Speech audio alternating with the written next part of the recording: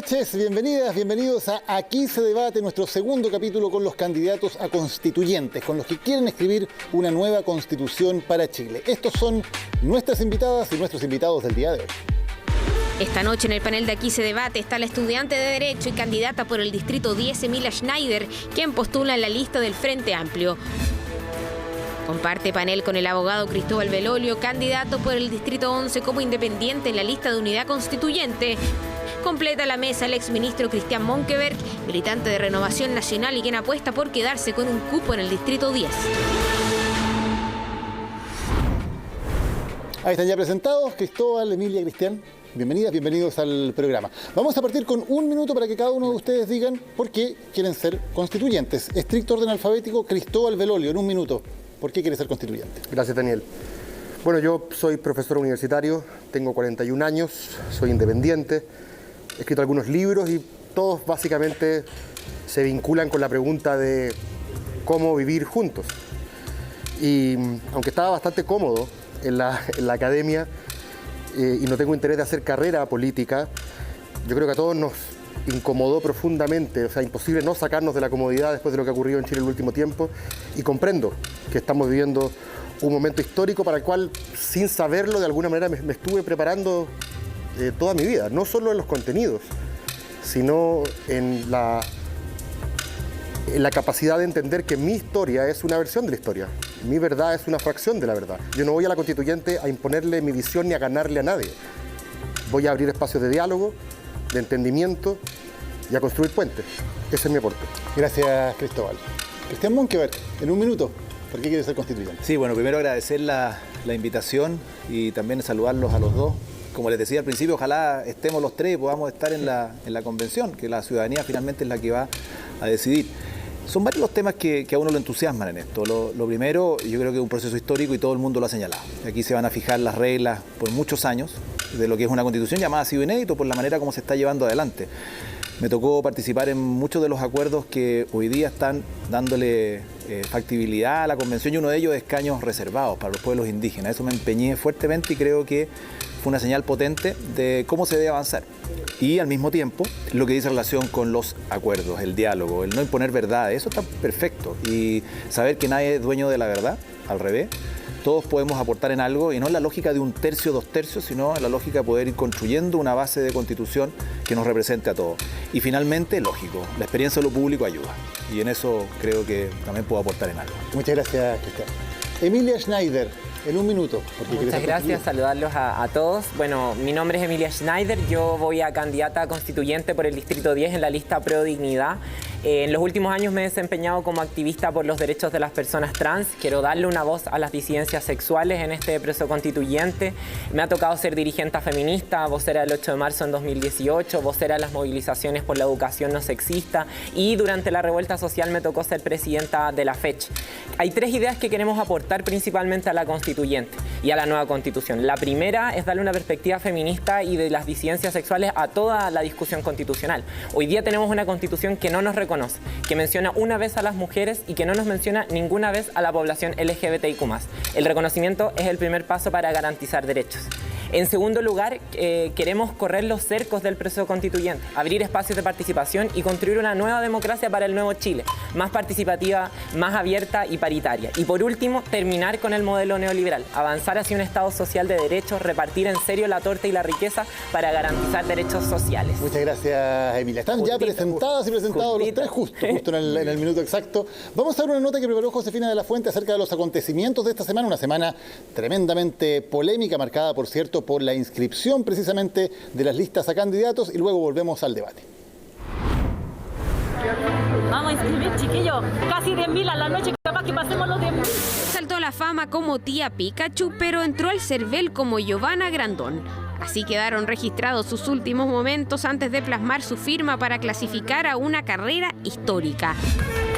El 11 de enero se inscribieron las candidaturas a constituyentes en el CERVEL, que fue la escenografía de una historia inédita, con un lado B que incluyó muñequeos, emoción y caos.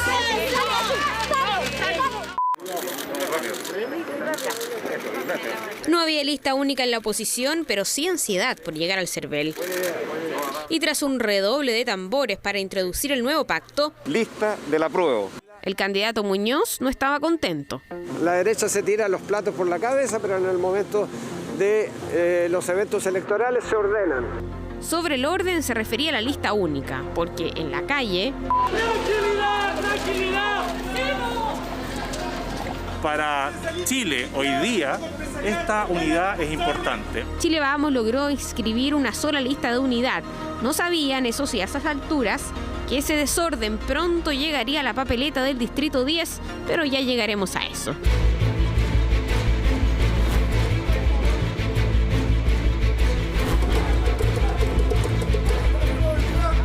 Las vidas de las personas son las que cambian, no un texto vacío, no un papel, ¿cierto? Presentarse a una elección es un acto en alguna medida de humildad, ¿no? O sea, vamos todos y quedaremos los que seamos preferidos. Este lunes, las cámaras y otros espectadores atentos bajo el sol vieron pasar independientes y candidatos de pueblos originarios. Queremos defender una constitución plurinacional, feminista, que resguarde los derechos de la Mapuñuque, del Kumei Moñén o Buen Vivir. No nos merecen en menos, ¿eh? Llegó el pacto del PC y Frente Amplio tras arduas negociaciones. En palabras simples, Ha sido tortuoso, pero también muy bonito. el engranaje electoral no estuvo fácil. Mira, he estado a 3 Zoom al mismo tiempo entre las 8 de la mañana y 5 de la madrugada todos los días desde el domingo pasado. Y con canto incluido, dirigentes sociales también se hicieron presentes. Una decisión no tan fácil. Beatriz Sánchez se cambió de papeleta y ahora va por la constituyente. Gonzalo Blumel de Chile Vamos también fue una adición de último minuto. Creo que la discusión constitucional es una discusión que requiere de gente que tenga capacidad de construir puentes, de dialogar y de construir acuerdos. Pero sí de sorpresas estamos hablando. Teresa Marinovich se queda con el primer lugar.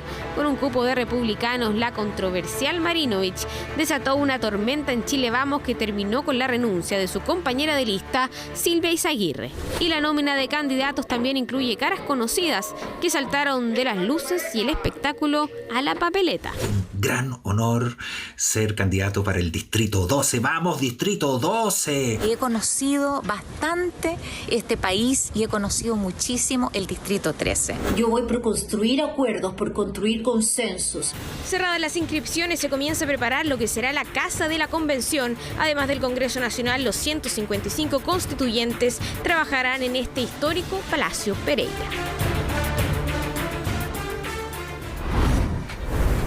Ahí estaba la nota de Josefina de la Fuente para introducir el debate. Ya vamos a hablar de contenidos de la Constitución. Antes tenemos que hablar de lo que pasó esta semana, de estas disputas. Tenemos un protagonista involuntario, tal vez, de lo que pasó en el Distrito 10, en la lista de Chile Vamos. Cristian Monkeberg, ¿cómo quedó al final? ¿Incómodo con cómo quedó la lista? ¿En qué va eso? Yo creo que, a ver, cuando uno hace pactos y es capaz de sentarse en una mesa, lo lógico es aceptar la diversidad de las diferentes posturas. Hay algunos que se sienten más incómodos, otros no. Mira, al final la ciudadanía es la que decide, la que corta el queque. En este caso son comunas importantes que dicen relación con la región metropolitana. Yo, la verdad, no me siento incómodo. Va a ser la gente la que decide. ¿No los engañaron? ¿No los engañaron? ¿Cómo hizo ver Mario Desbordes al poner a Teresa Marinovich? Sí, lo que pasa es que parece que hubo ajustes. Aquí yo no estoy hablando porque no soy testigo directo, ni mucho menos de esta situación, pero forma parte de una inscripción final, 11 de la noche, entiendo, en las postrimerías donde se hicieron ajustes de nombre. Pero los ajustes se hacen con la venia de todos, pues aquí nadie impone uno versus otro. Entonces, si se produjo esa venia, hay que competir, la gente va a evaluar y cada uno va sacando sus conclusiones. Yo en eso no me enredo mayormente. Hay candidatos de todo tipo, veíamos recién la nota. Y va a ser la gente la que va a cortar el queque. Emilia Cristóbal, ¿es parte de la diversidad, como dice Cristian? No me parece que tengamos que bajarle el perfil de esa manera a la candidatura de Tere Marinovich, pero no solo a la candidatura de Tere Marinovich, sino un montón de otros representantes que van en la lista de Chile Vamos, que han tenido declaraciones y acciones sumamente negacionistas a las violaciones de derechos humanos. El día de ayer veíamos disparos en las manifestaciones de personas que están de alguna manera o son vinculadas a la ultraderecha. Entonces yo creo que aquí, en el fondo, cuando uno conforma un pacto, claro, hay que saber sentarse todas y todos a la mesa, pero también el pacto dice mucho de cuáles son las convicciones de una alianza. Y yo creo que las convicciones democráticas de Chile Vamos, las convicciones con el cambio de Chile Vamos, quedan totalmente cuestionadas y yo creo que absolutamente desechadas cuando vemos ese tipo de personajes. Esta posibilidad de una derecha social que se venía diciendo que viene surgiendo, yo creo que con este tipo de personajes, con este tipo de representantes y este tipo de ideas, quedan absolutamente fuera de ahí. Y bueno, y no es algo que a mí me sorprenda mucho de Chile Vamos. Sabemos que hay duros defensores del pinochetismo, hemos visto cómo este gobierno ha sido uno de los peores gobiernos de la historia, el manejo de la pandemia, el manejo de la revuelta, las violaciones de derechos humanos. Entonces, a mí en realidad no me parece que haya que bajarle el perfil ni que sea algo baladí. Cristian, ¿te puedo responder? A ver, yo no sé si estamos discutiendo qué vamos a construir a futuro o una evaluación política de lo que está viviéndose hoy día. Yo creo que es lo primero. Aquí hay una evaluación política o una... ¿Y en eso las convicciones? Por eso. Y en ese sentido va a ser la gente la que va a decidir, porque yo perfectamente podría decir que el Partido Comunista apoya la dictadura de Cuba. ¿Es eso determinante o no? Bueno, la gente que corte el queque, o están felices con Corea, ¿no es cierto? Y no se les escucha mucho decir nada. Bueno, ¿qué va a decidir la gente? Que vea a los candidatos, que te vea a ti, que me vea a mí, que saque conclusiones, que saque cuáles son las personas preparadas, cuáles quieren llegar a acuerdo y construir futuro hacia adelante. Eso es lo que hay que ver ahora. Yo estoy feliz con mi lista. La lista que lleva la lista por el apruebo en el distrito 11 tiene un perfil que quizás puede ser suerte. Efectivamente, creo que los márgenes de la diversidad no son infinitos, pero tiene un marcado perfil liberal, es fresca, es mucha gente independiente que no ha participado antes en política, pero ha estado vinculada con la discusión pública. Hay gente del activismo medioambiental, del activismo de la diversidad sexual, del feminismo. Mi mirada es un poco más holística porque me he especializado en eso, pero me gusta cuando una lista se siente que trabaja en equipo. Y aquí estoy hablando de Elisa Walker, de Patricio Fernández, de María José Cumplido, de Paola Belling, de Sara Larraín, de Juan Enrique Pi. Me parece que es una lista que hoy se siente como una propuesta coherente y por lo tanto yo voy a pedir el voto para mí. Pero si eventualmente con mi voto uno de mis compañeros es el que finalmente llega a la convención, yo me quedo con la conciencia súper tranquila. Así que yo estoy feliz con mi lista. ¿Pueden decir lo mismo todos en términos de que si saliera cualquiera de los miembros de su lista estarían felices? Yo estoy contenta con mi lista, también estoy contenta con el resto de los compañeros y compañeras que la conforman y sobre todo por lo que representa el pacto. Errores más, errores menos, creo que es un esfuerzo en serio por aglutinar y articular a los sectores que nos la hemos jugado por transformaciones, por un modelo que termine con años de neoliberalismo. Yo creo que eso se ve en que estamos el Frente Amplio, el Chile Digno, que no es solamente el Partido Comunista, y también organizaciones sociales, parte de Unidad Social, Independiente, etcétera. Yo creo que da cuenta de las alianzas que genera la mayor posibilidad de convocar a esa amplitud social que se manifiesta en la revuelta. Sí, yo estoy muy contenta con mi lista. Sí, evidentemente las listas a uno lo tienen que dejar tranquilo y trabajar para que sus propuestas lleguen a buen puerto. Ahora, yo rescato un mensajito que aquí se está dando, que los independientes tendrían mayor valor que los que tienen experiencia en lo público. Yo no comparto eso, Cristóbal. Yo creo que son, sí, no, se da como mucha relevancia a la independencia. Que decía Cristóbal, sí, una suerte como independiente, bajado. Me parece que uno puede interpretarlo. No, pero déjame interpretación, pero déjame terminar. El clima tiene que ver con buscar personas que no hayan estado históricamente participando en el proceso. Si no, es un problema. Mira, yo te voy a decir una cosa. ¿Y la concertación? Yo fui ministro de Vivienda y la experiencia de incalculable valor que me dio mi paso por el Ministerio de Vivienda me permite a mí decir hoy día derecho social de vivienda en la Constitución, integración social al momento de planificar las ciudades, acceso a bienes que la ciudad tiene que otorgar a los ciudadanos. ¿Y eso de dónde sale? No sale de mi interpretación holística, ni de la interpretación de los diarios, ni de mi investigación intelectual que pueda haber tenido, que está perfecto, sino que sale de la experiencia en lo público. Y eso también es de valor. Es de valor la experiencia en lo privado, es la experiencia en lo académico, es de valor la experiencia en lo público, es de valor de experiencia en el deporte, en los espectáculos. Eso es este proceso que estamos viviendo y hay que respetarlos todos. Sí, yo quería referirme un poco a lo que decía el exministro. Claro, sin duda yo valoro la experiencia no solo en la política, sino sobre todo también en los movimientos sociales, pero a mí me parece de alguna manera oportunista y creo que por eso es tan importante cuando hablamos de las convicciones y del pasado y de la trayectoria que carga cada uno, porque ahora usted está señalando que que está por el derecho social a la vivienda, pero hemos visto que en los gobiernos de la derecha, en los gobiernos de la exconcertación, en la Constitución, que es legado de Jaime Guzmán, de la derecha pinochetista chilena, que hoy día vemos en Chile Vamos, es todo lo contrario, es derechos sociales que no pueden ser garantizados, donde se confunde lo público y lo privado, y ahí yo creo que tenemos que entender también que los diagnósticos del pasado, las convicciones que tenemos son súper importantes, yo creo que la gente lo va a saber. Yo también estoy por garantizar los derechos sociales, pero no por dejarlos escritos, estoy porque se puedan exigir de manera en serio a través de mecanismos, digamos, judiciales, en tribunales, etcétera, pero sobre todo porque la garantía de esos derechos sea lo público, porque no es lo mismo lo público y lo privado. Ya hemos visto que lo privado, metido en esos aspectos de nuestra vida, solo lucra con nuestras vidas. Y además creo que hay que tocar la estructura económica. Yo me pregunto si la exconcertación y la derecha van a estar disponibles para discutir una constitución económica que en serio ponga, por ejemplo, la función social de la propiedad, que se proponga en serio redistribuir la riqueza, y eso es lo necesario para poder financiar esos derechos. ¿Cristóbal? No, es que me parece relevante la pregunta respecto del político de carrera, si es que acaso eso sería un hándicap en contra. Yo no necesariamente lo creo así, porque además como politólogo difícilmente creo que los partidos no cumplen una función esencial, ¿cierto? Articulan ideológicamente lo que la población piensa.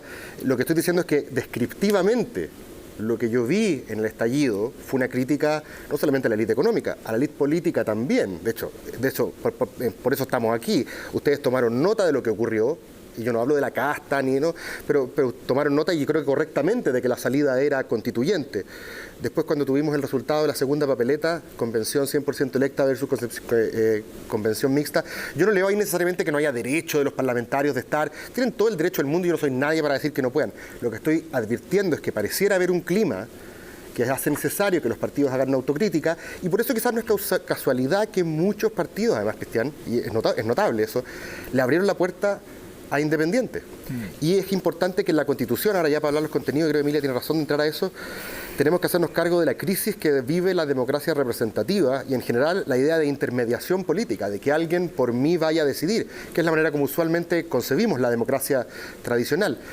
Pero va a haber una demanda por formas más participativas de democracia. Hay que discutir cuáles de esas son viables, cuáles no, va a ser el referéndum revocatorio, va a ser la iniciativa popular de ley, o podemos pensar fuera de la caja de otra forma, pero desconocer que hay una crisis global de la intermediación política y de los órganos que usualmente hacen esa intermediación, que son los partidos, me parece que es no ver la complejidad social. Esa crisis es tal que tenemos en este momento 79 listas a constituyentes inscritas en todo el país, 79 listas.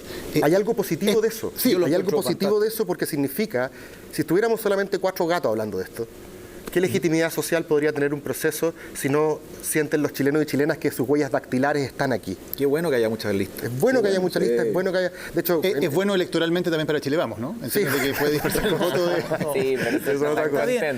Pero lo que pasa es que... Pero es bueno que haya entusiasmo en el... Pero además que la lista de Chile Vamos es una lista, y ahí coincido con Cristóbal, como coincidimos en muchos temas, en otros no tanto, pero está muy bien, si así es la vida. La lista de los partidos y de las coaliciones están conformadas en un porcentaje altísimo de personas independientes, de verdad. Y eso ha sido un esfuerzo de todos. Y aquí ha habido un esfuerzo colectivo de todos. De las listas de ustedes, de las listas nuestras, bueno, la de ustedes, ¿para qué decir? Y no el político tradicional, histórico, sino que diferentes personas con diferentes experiencias se han ido presentando. Ahora, finalmente lo que les decía, la gente va a ser la que va a decidir. Y que tengan esa gama para decidir, lo encuentro fantástico. Ahora, lo importante va a ser que después de esos bastantes candidatos que hay, 79 listas, van a llegar a 155, esos 155 sean capaces de proponerle algo al país. Bueno, ese es el trabajo que se viene por delante. Vemos algunos de los temas interesantes de discusión que están en el debate hoy día y que van a estar en el debate constituyente. Por ejemplo, hoy día se está discutiendo en el Congreso la posibilidad de una ley de aborto libre o aborto por decisión de la mujer, como la que se aprobó en Argentina. ¿Debería la Constitución decir algo al respecto? Hoy día dice que protege la vida del que está por nacer. ¿Qué debería decir la Constitución si es que debería decir algo de este tema? Emilia. Yo creo, y es una posición que hemos defendido harto desde nuestra candidatura, que en esta Constitución, y es una demanda histórica del feminismo, de las disidencias sexuales, garantizar derechos sexuales y reproductivos. Esto implica garantizar derechos que nos permitan, digamos, ejercer soberanía, ejercer, digamos, nuestros derechos sobre nuestra propia sexualidad, nuestro cuerpo, nuestra reproducción. y entre ellos está el aborto libre, entre ellos está la educación sexual integral. Ahí yo creo que cabe una pregunta que es más jurídica, si es que vamos a dejar escrito el derecho al aborto o si es que vamos a pensar principios que en el fondo habiliten a esa discusión luego de rango legal. Pero yo estoy a favor del aborto libre, lo voy a defender y sobre todo voy a defender que esté en la Constitución los derechos sexuales y reproductivos, que es algo que yo creo que a los sectores conservadores les va a costar mucho ceder en este proceso constituyente. ¿Cristian? Yo no estoy de acuerdo en el aborto, no me gusta, y cuando tuve la posibilidad de estar en el Congreso voté en contra.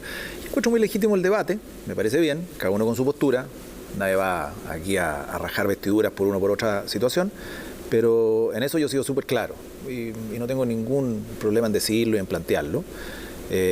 Como sí he estado en otros temas a favor o otros en contra, en esto no estoy de acuerdo. Sí, en una dimensión más orgánica yo siento que la Constitución, tiene dos funciones. La primera es estructurar el poder y la segunda es establecer un amplio rango de libertades individuales frente al poder y la coerción arbitraria. Generalmente esas libertades están en clave liberal tradicional, ¿cierto? Propiedad, desplazamiento, expresión, asociación. Me parece que los derechos reproductivos, que el derecho a tener orientaciones sexuales distintas debe ser parte de aquellos que son amparados por el Estado para que las personas puedan vivir de acuerdo a sus propias convicciones éticas. Me parece que las personas tienen que tener derecho a decidir, trazar y revisar sus proyectos de vida sin otra limitante que el daño evidente a terceros.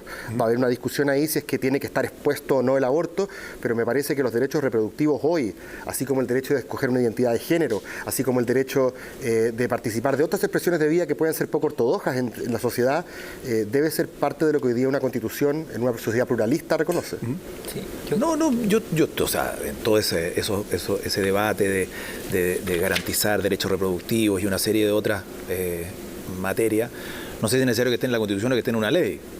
En eso no me cabe la menor duda y eso hoy día el Estado ya lo está haciendo de alguna manera, algunos con más profundidad, otros gobiernos con menor profundidad, pero se está haciendo. Ahora, el tema es si el aborto tiene que estar o no en la ley o el aborto tiene que estar o no en la Constitución.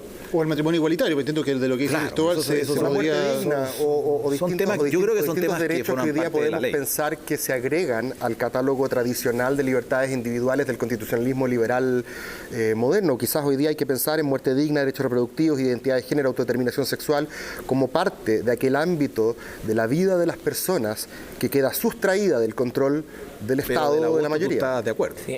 A propósito de eso, yo creo que... Pero estoy dispuesto a entender que hay gente que piensa distinto. Claro, sí, a propósito de eso, yo creo que hay un debate interesante que lo quiero ejemplificar a partir de un derecho que está reconocido en instrumentos internacionales y que para digamos, la población LGBTIQ+, de la cual yo soy parte, digamos, es bien relevante, que es el derecho a la identidad, que ya lo señalaba Cristóbal, pero no es solamente una cuestión que queda escrita, no es solamente una cuestión formal, sino que tiene relación con el ejercicio de un montón de otros derechos. O sea, a la población LGBTIQ+ nos cuesta encontrar trabajo, accedemos en general a trabajos más precarizados, nos cuesta ser parte de la educación, además de la violencia y discriminación estructural que vivimos. Entonces, cuando hablamos de este tipo de derechos sexuales y reproductivos, de los derechos de las disidencias sexuales, no estamos hablando solamente de libertades. Esta oposición entre libertad y igualdad o libertad y redistribución creo que no tiene tanto sentido, porque para realizar esas libertades tenemos que también redistribuir tanto el poder como la riqueza. Hoy día no solamente a la población LGBTIQ+ nos basta con que esté escrito en un papel que podemos ser quienes somos,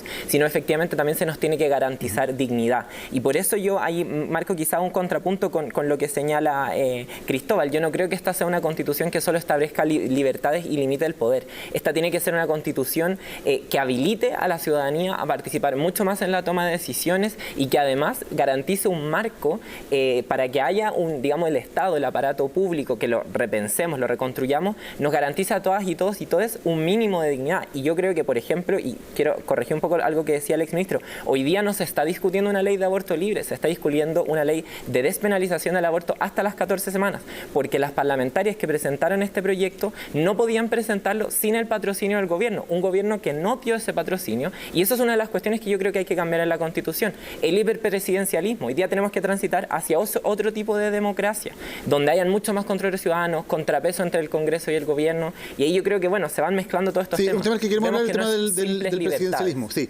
Antes me quería quedar con el tema de esta discusión que se ha dado sobre, por ejemplo, abortos o derechos reproductivos en general. El concepto de familia, por ejemplo, tal como está hoy día como núcleo fundamental de la sociedad, ¿debería quedarse así o debería cambiarse? O sea, yo creo que la familia es importante. El punto es quién se atreve a definir la familia. Y claramente es difícil de definir, porque si es la familia tradicional que todos conocieron en algún minuto, claramente excede por mucho a eso. Yo creo que tiene que haber un paso anterior. Yo creo que el Estado tiene que garantizar a cualquier ciudadano en Chile, cualquier habitante de nuestro país, la posibilidad de llevar adelante su proyecto de vida, y no solamente la posibilidad de llevarlo adelante, sino que darle todas las condiciones para que lo desarrolle de buena manera. Y ahí hay un punto súper importante, porque no solamente la Constitución es un texto donde se declaran cosas, sino que también tienen que haber situaciones y condiciones para que la ley posteriormente desarrolle esos derechos y los haga exigibles. Eso estamos absolutamente de acuerdo. Yo en eso no me cabe la menor duda. Entonces, yo no creo que haya algo más difícil que definir un concepto de familia, porque uno siempre va a quedar corto. Estoy totalmente de acuerdo. Pero cualquiera que sea la manera como uno quiera desarrollar su vida personal, como proyecto de vida, el Estado tiene que dar las condiciones y garantizarlo y promoverlo. Eso de todas maneras. O sea, yo me ahorraría probablemente ese debate, además por lo espinudo que es, me lo ahorraría porque creo que la Constitución tiene que reflejar el mínimo común denominador de nuestra vida política, de la polis. Yo entiendo que también hay todo un debate respecto de que dimensiones de la vida doméstica también son políticas. Es un debate teórico muy interesante, pero para la Constitución que estamos buscando, yo no sé si sea esencial definir qué es familia o la función de la familia. ¿Pero dejaría el texto como está o dejaría fuera esa parte? No lo mencionaría. Que no tiene nada que ver con que yo no valore el rol de la familia en mi vida, que no sea parte esencial de mi concepción de la vida buena, pero la Constitución no está ahí, creo yo, al menos, quizás esta es mi deformación liberal, para santificar un proyecto de vida buena respecto de los otros. Yo considero que la familia es fundamental, tengo 2 niñitas y por eso estoy aquí, de hecho, porque les quiero dejar un país mejor y tratar de hacer lo mejor posible para eso. Pero que no esté en la Constitución no me genera absolutamente ningún problema. Para mí esto es uno de los debates más interesantes posibles. Me sorprende lo que dice el exministro, le dio un ataque de progresismo en esta semana, porque lo que hemos visto de Chile Vamos y del gobierno es otra cosa. No, sí lo conozco. Todo Chile lo conoce. A lo que yo voy, yo creo que vamos a tener que tener más pero déjeme terminar. Conversaciones. A lo que yo voy, yo creo que sí hay implícito, si bien en la Constitución y en la legislación una definición clara de lo que es familia, sí hay una definición implícita. Si nos vamos a cuáles son las bases ideológicas de la Constitución actual, a cómo se configura el derecho a familia, es claramente que se le da un reconocimiento a la familia tradicional, heterosexual, y quedan fuera todo otro tipo de familias, sean homo, lesbo, parentales o también madres solteras, padres solteros, etcétera, y también otras formas de organizar el cuidado y la vida. Yo en ese sentido creo que la base de la sociedad tienen que ser las comunidades de personas y se tiene que reconocer otro tipo de familias, pero también otro tipo de formas de organizar la vida y los cuidados. Y a esto me refiero, por ejemplo, a lo que vimos en pandemia, los barrios organizados que levantaban ollas comunes. Es una manera de socializar finalmente los costos de la vida. Y ahí yo creo que reconocer todo ese tejido social, esa amplitud de formas de agrupación humana, distintos tipos de familia, organizaciones sociales, territoriales, esa es la base de la sociedad. ¿Se da cuenta que hay aproximaciones que nos da esperanza de que vamos a tener un proceso constituyente pero positivo? Eso se tradució en acciones, exministro. Y eso va a ser bueno, eso va a ser muy bueno. ¿Y cómo ha votado su coalición respecto a estos temas? Hay algunos muy bien, en otros a lo mejor no tan cercanos a ustedes, en otros más bien lejanos. Esa es la realidad del país, no una visión única, eso es importante. A lo que yo voy no impongamos una visión única. No, yo no quiero imponer una visión única. Eso es verdad, pero yo no quiero respetarse. Yo también creo en el respeto, pero yo no creo que convenga que hoy día nos despercudamos de nuestro pasado. Chile Vamos, la derecha chilena, ha sido una coalición que históricamente se ha opuesto a este tipo de cambio. Y hoy día usted dice reconocer todo tipo de familia, pero se han opuesto a la ley de identidad de género, se han opuesto al matrimonio igualitario, que a mí no me parece una centralidad. Yo creo que la población LGBTIQ+ tiene tremendos problemas como la impunidad. ¿Qué tenemos un segundo. El acuerdo de unión civil, los crímenes de odio, todo ese tipo de cuestiones. La derecha no ha estado condenándolos categóricamente, no ha tomado medidas. Hoy día se estuvo en el juicio de las 5 mujeres que se fueron a manifestar pacíficamente por justicia Nicole Saavedra, una joven lesbiana asesinada, que hace 3 años se investiga su caso y no hay avances, no avanza la investigación, no hay respuesta. Y ante eso, ante esas situaciones terribles que ha vivido mi comunidad, no ahora, históricamente, la derecha y parte de los sectores conservadores de la concertación ha sido totalmente cómplice. A lo que yo voy es que cuando nos presentemos a candidaturas no nos despercudamos de nuestro pasado, hagámonos cargo de lo que hemos hecho. Y yo creo que en las declaraciones del exministro había un desmarcarse de lo que ha sido históricamente el comportamiento de Chile. Yo no lo comparto para nada. Esto sí que no lo comparto para nada porque además se pretende instalar actuación, en el caso mío, respecto de lo que yo pienso y lo que creo y lo que he votado. Y eso es importante tenerlo claro. Tengo historia, he estado presente en muchas discusiones en el sector privado, en el sector público. He contribuido a construir este país para que todos los que estemos acá podamos tener un desarrollo y un proyecto de vida. Y eso es lo que buscamos, no verdades absolutas. Cuando uno busca verdades absolutas, vamos por mal camino. Y no etiquetemos a las personas, ni a las posturas, ni a los sectores. Todos. Pero hagámonos cargos del pasado. Hagámonos cargos todos del pasado. Sí, en este debate que estamos teniendo acá, yo veo esperanzas de un buen debate y un buen proceso constituyente. Pasemos finalmente por otros temas. Habíamos hablado del tema de la repartición del poder, el actual sistema presidencial. ¿Hay que cambiarlo? ¿Hay que modificarlo? ¿Hay que dejarlo como está? Cristóbal. Ayer, estos días, he estado leyendo los documentos de las distintas fundaciones, centros de estudio, desde el de Horizontal hasta el de Nodo 21, pasando por el de Unidad Constituyente. Y es impresionante cómo hay bastante más acuerdo de lo que uno pensaría hacia bajarle 2 cambios, por decirlo en sencillo, al presidencialismo chileno. Hay todavía, veo, un margen de discrepancia respecto a si es un semipresidencialismo, donde vamos a elegir a un jefe de Estado democráticamente que se va a encargar de la defensa y las relaciones internacionales, y él va a ir a buscar al líder de la mayoría parlamentaria para que forme gobierno, un poco a la francesa, o van a haber otras fórmulas alternativas. Hay varias en competencia. Este tema no es muy sexy en el sentido de que es complejo porque habla de la sala de máquinas, de cómo funciona la orgánica del poder, ¿cierto? Pero es importante porque pareciera que, y corríjanme si ustedes piensan, distinto, que en gran parte de los sectores políticos, y aquí hablo de izquierda y de derecha, hay una evaluación de que nuestro sistema presidencial está vencido. Salvo Patricio Zapata, por ejemplo, que es DC, que defiende todavía el presidencialismo, hasta el documento Horizontal pide avanzar hacia un semipresidencialismo. Así que, sin ser experto yo en este tema, me pareciera que uno quizás se va a encontrar en la convención con más acuerdos, como con más ganas de pelear, pero después te vas a dar cuenta de que estáis más de acuerdo de lo que parece. No sé qué piensan ustedes al respecto. Yo espero, mi posición no es contrario al acuerdo. Espero que todos estos acuerdos se concreten y que lo que hoy día dice el exministro sea real en una eventual convención y que ojalá represente también lo de Chile, digamos, la voluntad de Chile Vamos. Y sobre el tema que pone Cristóbal y que ponía Daniel, yo creo que es un tema central. O sea, para mí, medir si este proceso constituyente va a ser exitoso o no es en buena medida en cómo somos capaces de recuperar y ampliar nuestra democracia, porque hoy día tenemos una democracia restringida. Yo creo que ahí hay que ver cuestiones bien concretas. O sea, yo creo en un sistema algo así como presidencialismo parlamentarizado, donde hayan más contrapesos, donde terminemos con el excesivo presidencialismo, sobre todo, digamos, que el Congreso no pueda presentar proyectos respecto al gasto social, pero también incluir cuestiones como el referéndum revocatorio y derogatorio, que ya lo hemos visto, por ejemplo, como la ley Longueira y toda esa situación. Ahí hubiera sido muy útil contar con esas cuestiones, pero también mecanismos de control ciudadano para que las y los representantes, pensando en el Congreso, tengan un anclaje territorial mucho más grande. La iniciativa popular de ley, la incidencia de las comunidades y los movimientos en las políticas públicas. Yo creo en un semipresidencialismo de todas formas. No sé si un parlamento... ¿Semipresidencialismo sea que el primer ministro sea elegido por el Congreso? Sí, yo me gusta esa idea. Lo que pasa es que eso obliga de alguna manera también a cambiar el sistema electoral. Eso es importante, porque si vamos a tener un Congreso muy fraccionado, que va a depender de mayorías relativas, vamos a tener una rotación de primeros ministros que va a ser insoportable para cualquiera que le toque gobernar. Entonces, sí, un equilibrio entre el Congreso y el Ejecutivo, un mayor equilibrio de todas maneras.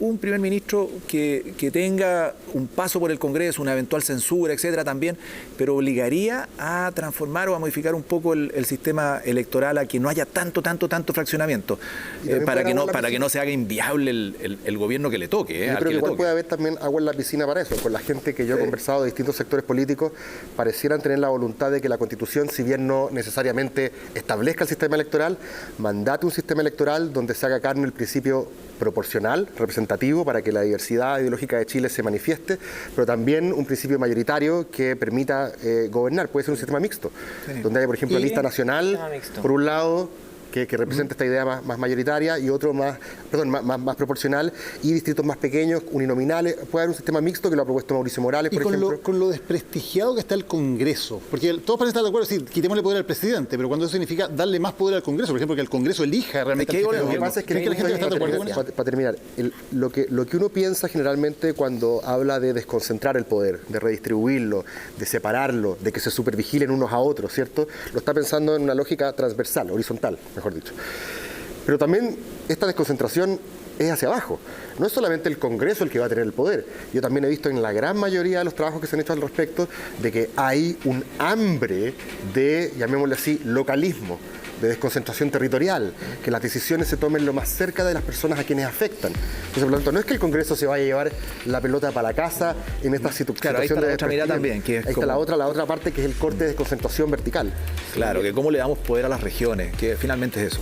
Yo ahí coincido con lo que decía Cristóbal. Creo que el centro tiene que ser que incorporemos mayores mecanismos de participación directa y de control de la ciudadanía, y por eso así hincapié en la iniciativa popular de ley, y también algo que decía Cristóbal, la incidencia de las comunidades, las decisiones que se toman en sus territorios. Hoy día tenemos la situación de las zonas de sacrificio, Quintero Puchuncaví, Freirina, lugares donde les han venido a instalar grandes proyectos que han depredado sus territorios, que han empeorado su calidad de vida, que han precarizado su calidad de vida, y yo creo que ahí incorporar mecanismos de más democracia, más allá de los poderes institucionales, sino de la ciudadanía directamente, es la clave para hacerse cargo de la crisis política que vivimos hoy. Nos tenemos que ir a la pausa. A la vuelta vamos a estar con las entrevistas relámpago. 2 minutos con cada uno de nuestros invitados y un poco más de conversación acerca de la nueva Constitución. Vamos a la pausa y volvemos.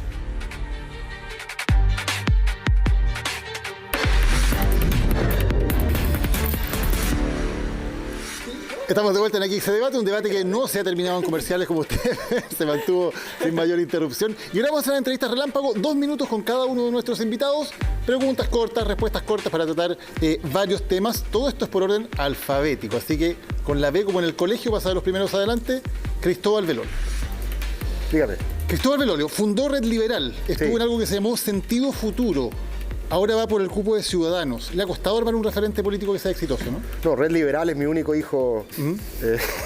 Sentido Futuro era una coalición en la cual habían varios partidos, uno de ellos era Ciudadanos.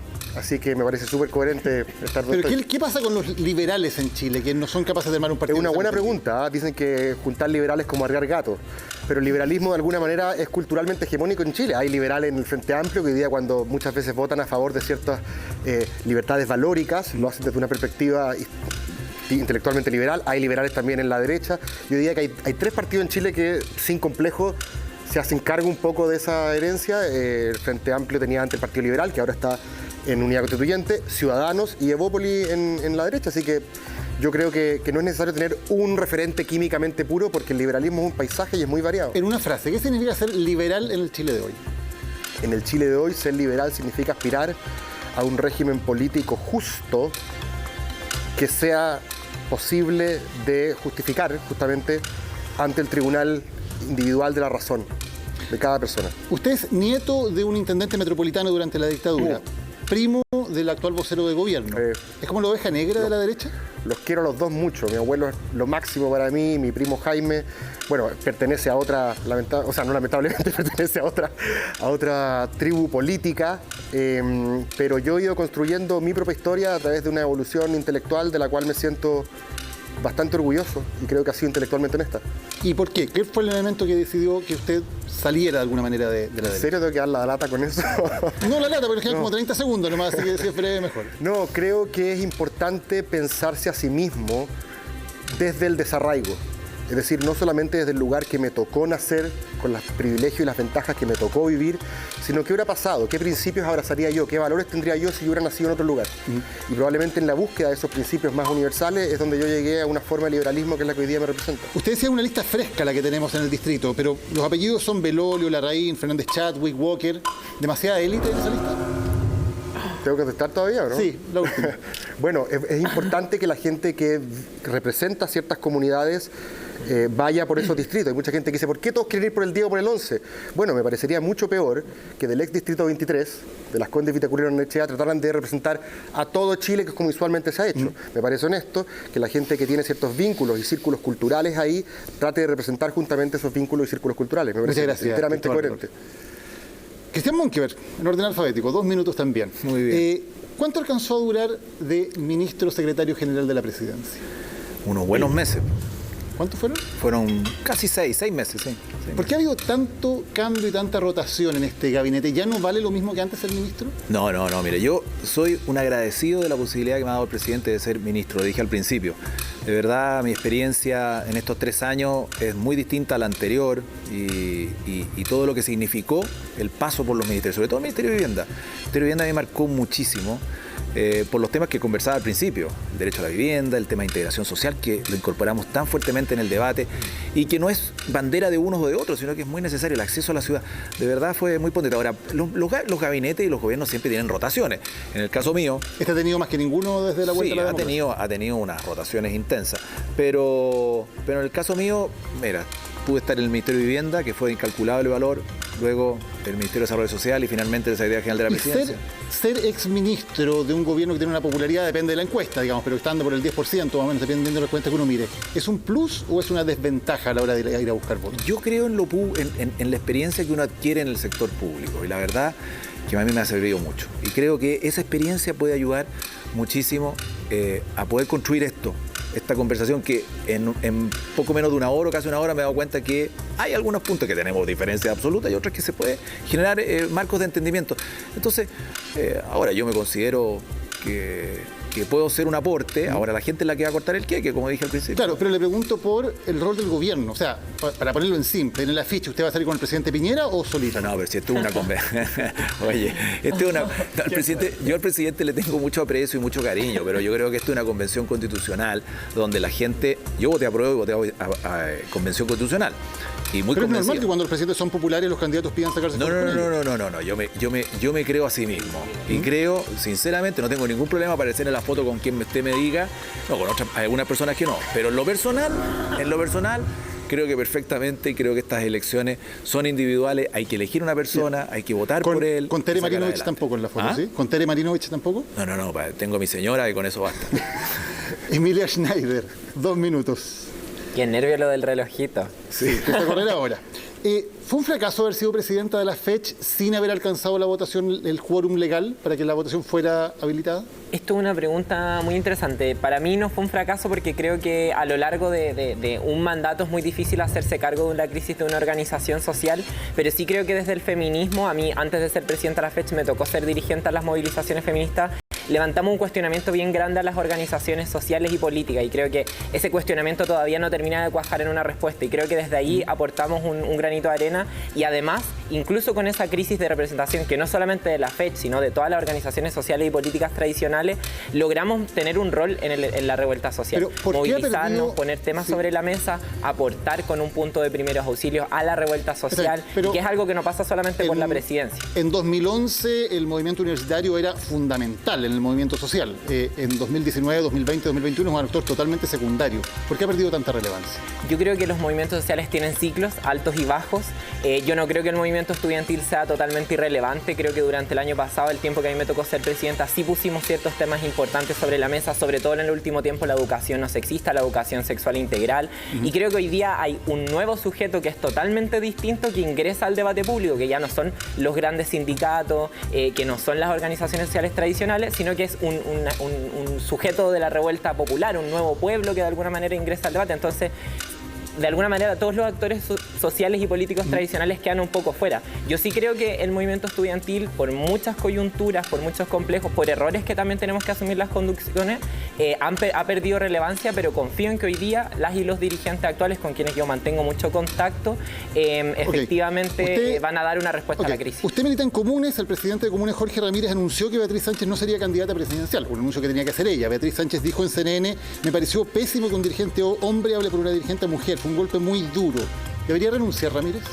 Nosotros ya lo discutimos como mujeres, como compañeras feministas de Comunes, le enviamos una carta a Beatriz Sánchez manifestando nuestro rechazo a las declaraciones de Jorge Ramírez, se lo manifestamos a él también de manera fraterna, pero en el Consejo Político no se consideró su renuncia. opinión personal, ¿debería renunciar o no? Yo no creo que tenga que renunciar, sí creo que fue necesaria un remesón de que distintas figuras relevantes del partido, como yo, Karina Oliva, candidata a gobernadora, le quitáramos piso a esas declaraciones. Nos quedan 3 o 4 minutos, había quedado un tema que no quiero dejarlo fuera, que era el tema de cómo se conforma el Estado en términos de ser un Estado unitario, si damos más autonomía a las regiones.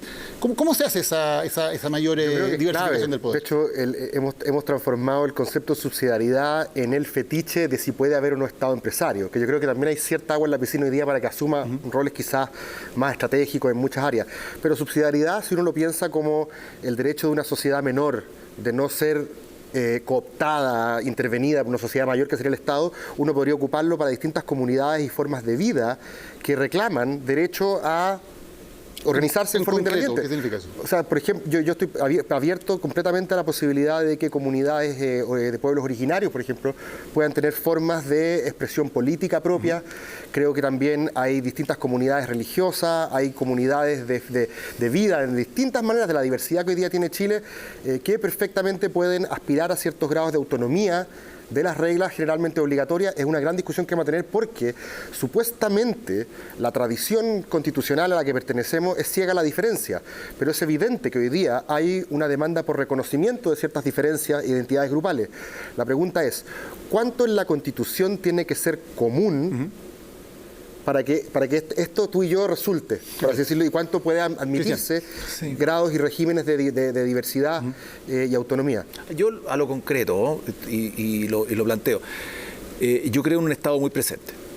No un Estado que te asfixie y que te diga cómo te vistes ni dónde educas a tus niños, porque eso forma parte de la libertad y la posibilidad de elegir, pero sí un Estado presente, un Estado que juegue un rol relevante, que tenga el concepto de solidaridad. Yo me acuerdo que nosotros cambiamos la declaración de principio de nuestro partido, incorporamos el concepto de solidaridad como algo relevante en los roles que debe cumplir el Estado. Eso lo dejo por descontado y creo que así debe ser. Creo en un rol del Estado relevante en ciertas materias, no que regule toda la vida en sociedad, pero sí en ciertas materias. ¿En qué materias? Sobre todo en una red de protección social que permita a los que están más desposeídos, más complicados, en diferentes etapas de su vida, el Estado responda, ayude de una mano. Y segundo, creo también en un Estado unitario, pero muy descentralizado, de transferir, o sea, no podemos seguir con una ciudad gigante como es la región metropolitana y Santiago y todas sus comunas que la rodean, y tener el resto de las regiones no con esa transferencia de funciones y capacidades que deberían poder tener. Entonces, eso más o menos por donde yo me dejaría caer. Yo creo que hay un ejemplo bien interesante para este debate en la Constitución española, que reconoce a las regiones como comunidades autónomas y en el fondo que hay un mandato al Estado expreso de ir avanzando hacia la descentralización, la desconcentración del poder, pero que implica una cuestión en serio, porque hoy día lo tenemos escrito por ahí en la legislación, pero no es una cuestión que se haga carne. Eso implica descentralizar los servicios sociales, descentralizar la toma de decisiones y sin duda repensar el modelo de desarrollo. ¿Y para eso nos sirven las regiones actuales? O sea, con las 16 regiones que tenemos, ¿se podría hacer algo? Yo creo que es una discusión que podemos dar. Yo creo que lo importante aquí es que fijemos que las regiones sean comunidades autónomas, que de a poco puedan ir avanzando a elaborar y plantear formas de democracia local, de democracia regional y avanzar hacia esa desconcentración del poder y la riqueza finalmente en el país. Y todo esto marca una discusión de modelo de desarrollo. Si son las mismas regiones o no, yo creo una discusión que vale la pena dar. Tenemos que escuchar ahí expertos. Ya nos tiraron la música, pero un par de segundos para ver si les parece la idea. Yo coincidencia. Yo me voy muy contento de este debate, de verdad, porque hay muchas diferencias, pero en la gran mayoría coincidencia y ánimo de debate y de diálogo. Entonces, esperanzado, de verdad, un agrado. Queremos eso se vea en las votaciones. Seguramente nos quedaron muchos temas en el tintero. Yo simplemente, antes de irme, me gustaría dejar puesta la relevancia de la justicia intergeneracional. O sea, nosotros aquí ya no solamente estamos legislando para nosotros, para nuestra generación, sino para los que vienen, y ciertos compromisos en ese sentido tienen que involucrar la variable futuro. Tenemos un sesgo presentista, estamos pensando en lo que pasa hoy día, pero en materia desde cambio climático a previsión hay que incorporar la variable futuro y nuestra Constitución tiene que hacerse cargo de eso. Y finalmente el tema de los derechos sociales, que seguramente es un tema donde podríamos tener un programa entero. Y a propósito de lo que decías tú, yo no veo solamente, Emilia, la libertad como ausencia de coerción, también la veo como capacidad, que es como la otra cara, y esa capacidad de poder llevar adelante ese proyecto de vida digno, obviamente que involucra un mandato de la sociedad del Estado para que provea esas condiciones multidimensionales en educación, salud, vivienda, previsión y seguramente recursos naturales. Y ahí mi impresión es que más que por el modo de provisión, esos derechos sociales se definen por el acceso a ciertos umbrales o ciertos estándares. Y no tocamos el tema del agua. No, tocamos para la próxima. Un montón de temas. Además, en el tema del agua creo que están de acuerdo, ¿no? Sí, que estamos. En declarar el agua como yo un derecho comparto humano. el último que decía Cristóbal. Acceso al agua. Agua en la piscina para que el agua... Acceso al agua. Emilia, Cristóbal, muchísimas gracias por habernos acompañado en esta edición de Aquí se debate. El próximo jueves nos encontramos con otros 3 candidatas y candidatos a la Convención Constitucional. Muy buenas noches.